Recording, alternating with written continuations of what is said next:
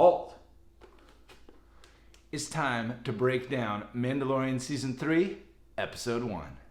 Just kicking it off, I love the opening sequence with that giant crocodile thing, right? And the fake out that felt like it was a flashback to when Din was a kid, and not quite swearing that oath. Not gonna lie, Jon Favreau, you got me. Definitely did the old switcheroo on me, and I thought that was young Din, but that was a really cool sequence. Comes flying in, just takes out this massive crocodile that's giving all the other Mandalorians a hard time, right? And then we see Din meet with the armor, and becomes really clear what this season is going to be about.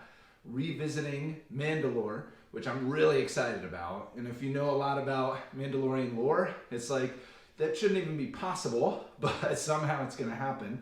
And then kind of starts Din out on his quest, right? So at that point, it kind of started to feel like a little bit of a fetch quest, right?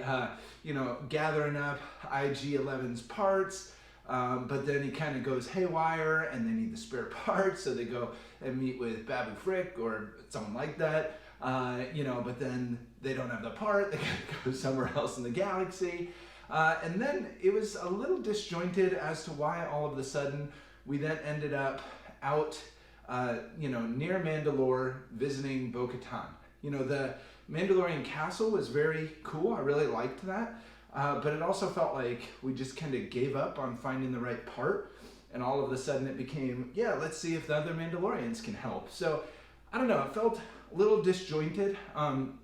Granted, I saw both the first two seasons of Mandalorian and Book of Boba Fett. I mean, if you missed Book of Boba Fett, you're probably super confused. You're like, wait a minute, where's Luke? And Grogu should be training and all these things. So I feel like it really didn't fill in the gaps very well, and did a lot of setup for what we should expect this season. But nevertheless, I still love Mandalorian, still super excited it's back. And I can't wait to see what happens in the next couple of weeks and kind of what happens with Mando. They set up the story really well, and I think kind of from this point forward, even though the first episode was a little slow, the rest of the season should hopefully pick up like it does in traditional Mandalorian fashion and give us quite a ride. And so I'm pretty stoked about it. Mando says, subscribe. This is the way. Subscribe. Oh yeah. Nerd Cuties.